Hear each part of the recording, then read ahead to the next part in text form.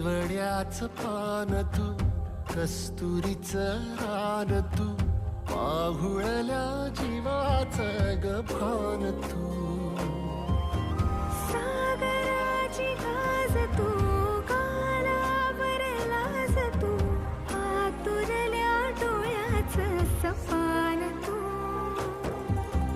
केवड्याच पान तू, कस्तुरीचं